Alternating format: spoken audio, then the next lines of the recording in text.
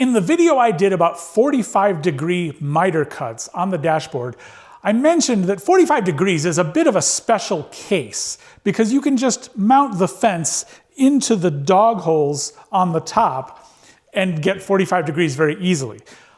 For most angles, you're going to need to use the technique that Rob showed briefly in one of his videos, which is you mount one end of the fence in a track star. And the track star, because it can slide in the track along the outside of the bench, can give you any angle you want.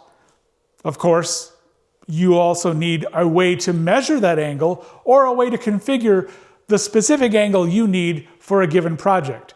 How do you do that? So all you really need to know is that there are various companies who sell a jig to solve this exact problem.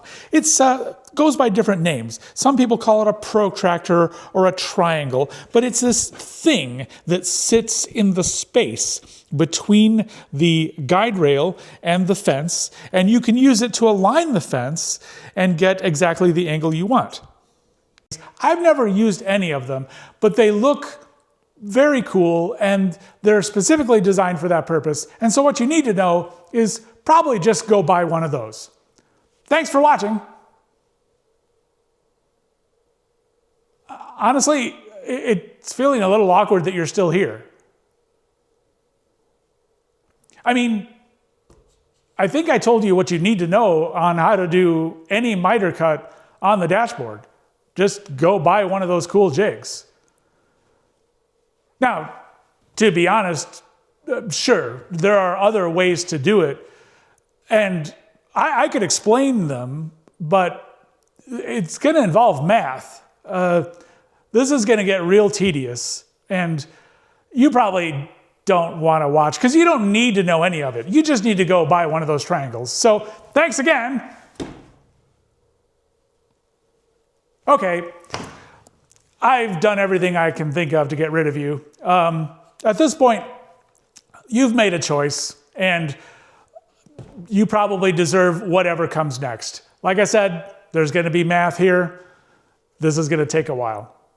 So how are we going to get this done without one of those cool triangle products? Well, quite simply, we're going to make one.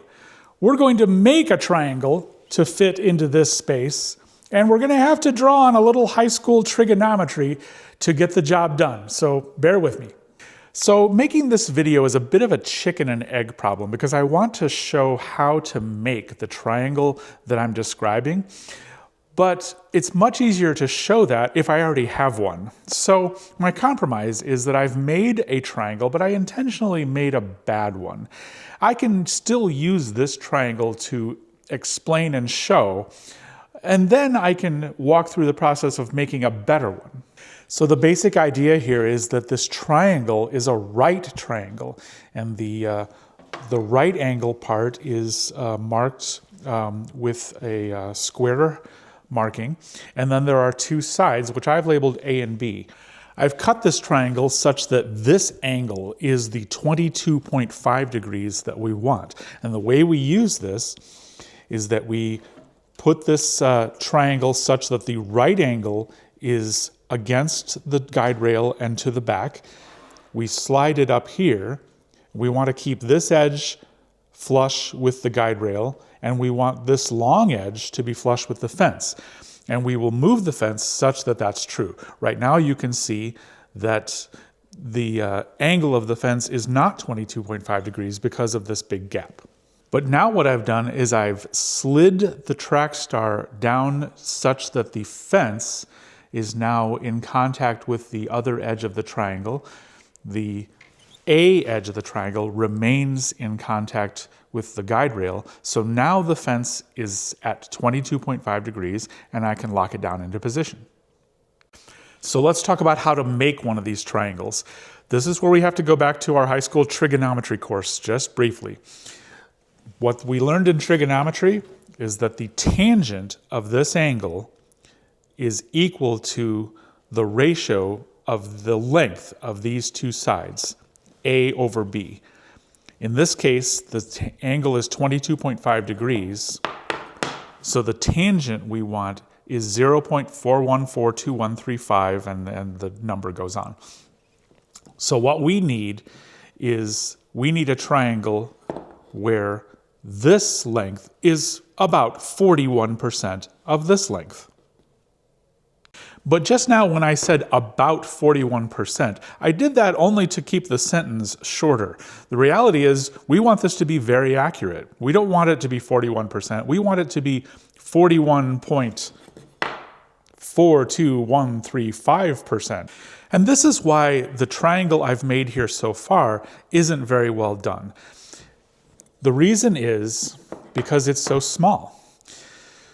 The way we're going to make this is we're going to take a piece of wood and we're going to mark out a line such that the ratio is the 41.41235% that we want. However, the nature of it is that the larger the triangle we can make, the more accurate it will be. Another way to say that is like this. This length, side A, is around 70 millimeters. If when I do my measurement and my cut, if I'm off by a millimeter, 1/70 is much greater than it would be if this side were much longer. This dimension is about 400 millimeters.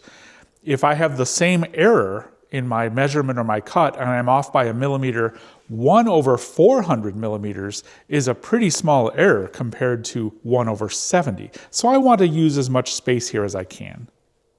But there are some practical limits here. When I say I want to make the biggest triangle I can make, first of all, I'm constrained by the piece of plywood that I'm going to use to make the triangle. But even then, I don't want to take a 4x8 sheet and just make one side 4 feet simply because I can. The limits here in play are, first of all, we're going to want one edge to contact this fence. And if the edge is longer than the fence, the rest of the length is not going to be in contact with anything, so it's not really helping us any. So we really probably don't need either side, we don't need the triangle to be longer than the fence. The same problem occurs over here. One side of this is going to be in contact with the guide rail, so we don't want to be any longer than the guide rail. In fact, in my case, because when I cut the splinter guard, I stopped here where the track saw can't reach anyway, I certainly don't want my triangle edge to get all the way to here where it would impact the accuracy. So let's get a little more specific. When we speak about the sizes available to us, let's remember first that any size triangle will work here as long as the ratio of A and B is correct. We just don't want the resulting triangle to be too small to be accurate or too large and therefore awkward. So I measured the two distances I mentioned. The distance along the guide rail splinter guard to the point where I stopped trimming the splinter guard is about 550 millimeters. Similarly, along the fence from the length of the fence is about 750 millimeters. So one of these two is going to be the thing that constrains the size of the triangle. However, now we have to point out that the length of the fence is not either A or B. It's a different side of the triangle, which we call C. And the relationship from C to A is part of what determines how big we can make the triangle without it being awkward. So at this point, I have to drag high school trigonometry back into the discussion one more time. Just as the relationship of A and B is determined by the tangent, the relationship between A and C is determined by the sine. We have sine, cosine, and tangent. And in this case, what we want is the sine. However, we don't really need much precision, so I'll just tell you, the sine of 22.5 degrees is about 0.38. So we don't care about more precision than that because we don't need the size of the triangle to be precise. We just need the angle to be precise. So what we're looking for is the relationship between A and C needs to be with A about 38% of C. So let's imagine that we want to make a triangle that uses as much space on the guide rail as available. I already said that's about 550 millimeters. If we were to make a triangle with A equal to 550 millimeters, 550 divided by 0.38 would make C over 1400 millimeters. It would be almost twice as long as the fence that we're using, which would be really awkward. So it looks like the constraint of the guide rail is not the one to use to determine the size of the triangle. Instead, what we probably need to do is use about as much of the fence as we can for C and determine how long that should make A. So the fence is about 750 millimeters. The ratio from C to A, or A to C, is about 38%. So that means that the target for A should be about 285 millimeters, which is actually about 4 times the size of A on my little triangle. So our new one is going to be quite a bit bigger, and that's much better than what we've got now. But we have another constraint, and that is the piece of wood we're using to make that triangle. And for that, we need to make sure we understand what B is. And B is going to be the measurement we're going to actually take. So we know A and C. We need to calculate B. And once again, we go back to high school trigonometry and remember the Pythagorean Theorem, which says A squared plus B squared equals C squared. And if you plug in the numbers here, about 750 millimeters and 285, B is going to be 688. So the two numbers that we need from our piece of plywood are 688 for B and 285 for A. But now I have a new problem. If I were using a full sheet of plywood to make this triangle, I would have no issues. But I'm not. I'm using this kind of a scrap that I have sitting around and no other plans for. And neither dimension of this piece of plywood is 688 millimeters. The longer edge stops well short, around 60 centimeters. So now I have a new constraint.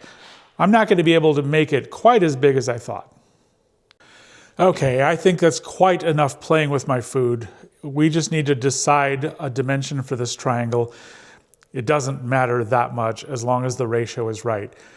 I've got almost 60 centimeters available to me, but I don't need to use them all. I'm going to go with 540 millimeters for this edge, which is going to be side B of my triangle. And 540 times 0.4142135 means that side A is going to be 223.675 millimeters. So to make our triangle, all I need to do is make a mark on this edge, 223.675 millimeters from that corner, and then make a mark on this edge, 540 millimeters from that corner. And that will make the triangle the correct angle of 22.5 degrees because this angle, this corner, is perfectly square. But even as I just claimed that this angle is perfectly square, a voice in my head said, "Is it though? You know, I really need to be sure."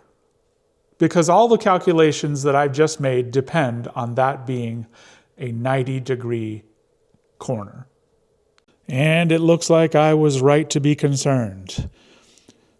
My Starrett combo square, which I trust very much for accuracy, says that this angle is not 90 degrees.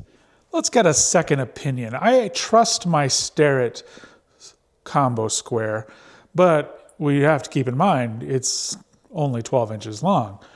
Let's try this Jessam T-square that I got recently.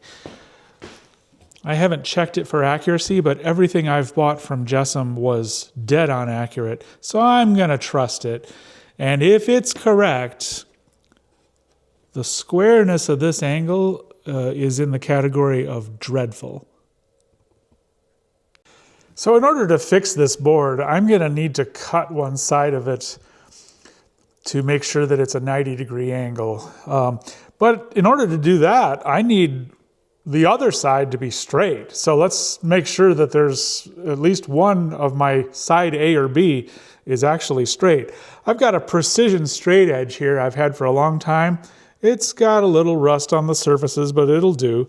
And so I'm looking at this side, and I'm seeing varying degrees of light shining through between the board and the straight edge. So I'm not real confident in this side. How about the other side, the one I was going to use for side B? Is this one straight? Oh my. So the piece of wood, plywood, that I've decided to use for my triangle, not only is my right angle not square, the two edges are not straight. So I could start over with a different piece of plywood, but I don't think I would have guarantees that it would be any better. So I'm just going to reconfigure my dashboard setup here to make a couple of cuts and get two straight edges and a right angle between them.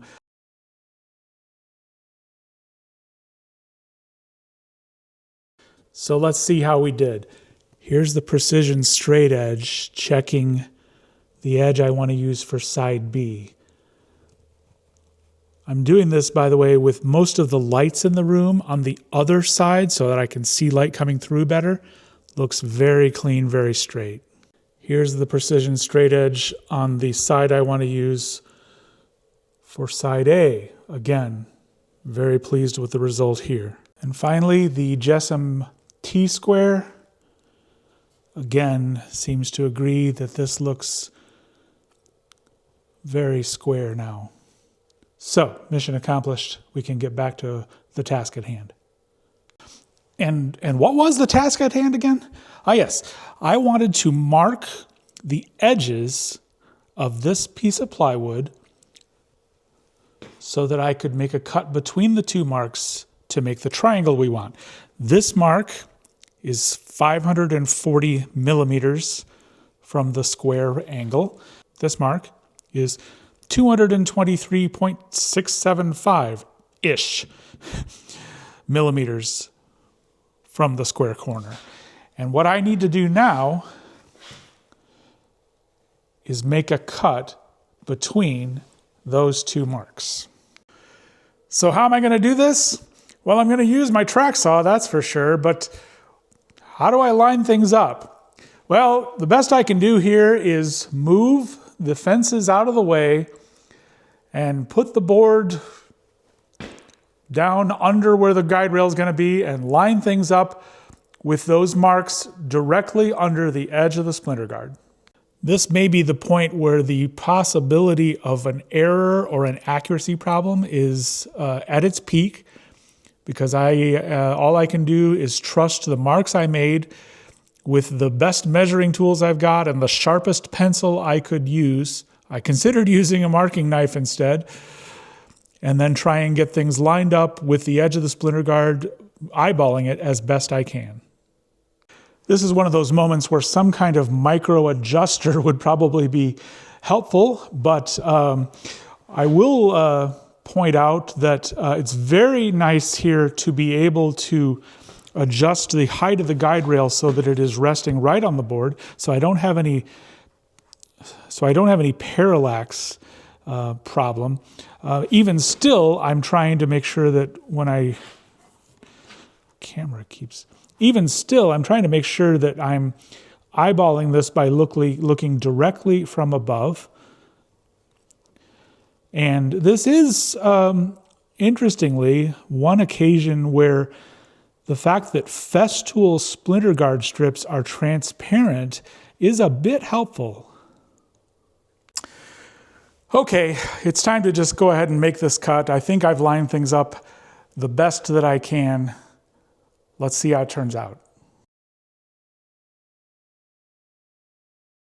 Okay, now we can get back to where we started. I have taken my Sharpie and labeled the new triangle to dress it up in the same clothes as its smaller and older sibling. And I have reinstalled the fence with one end in a track star so that I can use the triangle to adjust things for the angle we want for the miter cut at 22.5 degrees. So again, the technique here is to get the triangle with two of its edges flush and fully in contact with the guide rail and the fence, and to adjust the track star position accordingly, and then tighten all these knobs. And then make sure that the tightening of the knobs didn't mess it up, and repeat as necessary until you have the fence in the position that you want. So it wouldn't be very sporting of me to end the video without testing this out, see if the triangle did what we wanted it to do. And I'm going to take these two pieces of wood I've got here and make the 22.5 degree miter cut on the ends of each one and see how things look. Similar to what I did in my other miter cuts video, I'm using a clamp and a stop with the fence to make sure that the board is held in place during the cut, because most of the board that I'm cutting is not under the guide rail, which means that those non-stick strips under the guide rail aren't really helping me. So I want to hold the board in place another way, but I also want the guide rail to be supported. So I've got a couple of scraps and other pieces under the guide rail to make sure that it has the support it needs for the cut to be accurate.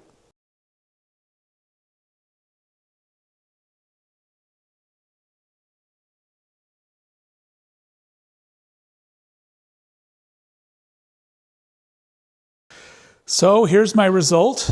The two boards with the mitered edges put together. Let's imagine that I had, instead of 2 boards, I had 8, and I would put them all together and make, for example, a large, in this case, octagonal picture frame. Now, the question is, how do we know that the angle is right? Because, to be honest, this video is long enough, and I'm not going to do 6 more pieces and assemble a huge picture frame and check all the joints to make sure that there's no gaps. Is there some other way that I could verify that this is accurate? I mean, the problem here is that this angle is 22.5 degrees, or 67.5 degrees, as Obi-Wan Kenobi would say, depending on your point of view. So, how would I verify that? I don't really have a device that measures and verifies a 22.5 degree angle accurately. I mean, I suppose I could go to a store and get the kind of protractor that I had when I was taking trigonometry in school, but would that be accurate enough to do the verification I need anyway? I'm not really sure. I suppose one thing we could remember is that 22.5 degrees is half of 45. That's a convenient thing.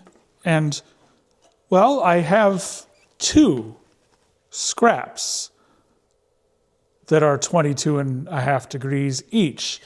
What if I were to put them together? That should be 45 degrees. Surely there's a way I can check that. And so we return to my trusted Starrett combo square, where I have taken my 2 little 22.5 degree scraps, pushed them together, and stuck them into the 45 degree side of the combo square, and verify that, to the best I can see, there's no gaps here. So I want to wrap up this long and perhaps tedious video by acknowledging what I said at the top, which is you probably don't need to know any of this, but I do see value in it. Honestly, the practice of understanding how things work has paid off really well for me in a variety of areas. Most things are oriented towards how to do, and I understand why. Most of us just want to get stuff done, especially if you're a professional. On the other hand, the contrast between how to do and how things work has been important to me. Depth of understanding of how things work is an advantage. Whether that advantage is of value to your situation is a choice that only you can probably figure out. It is a trade-off. I am not particularly motivated to defend the value of that trade-off for everyone. Certainly it's not a hill I would die on. If you are using an MFT like the dashboard with a track saw and you need to cut a bunch of miter cuts, what should you do? You should probably buy one of those really cool triangles to make everything easier. That's the most efficient way to go. On the other hand, if you're like me, and especially if you're a hobbyist, you may find it satisfying to understand how things work at a bit deeper level. You might find that it helps you enjoy your hobby more. Final thought. If at some point in the future you see a video from me where I'm using one of those cool triangle square jigs, feel free to call me a hypocrite if you like, because I'm probably going to end up buying one because honestly, they look really cool.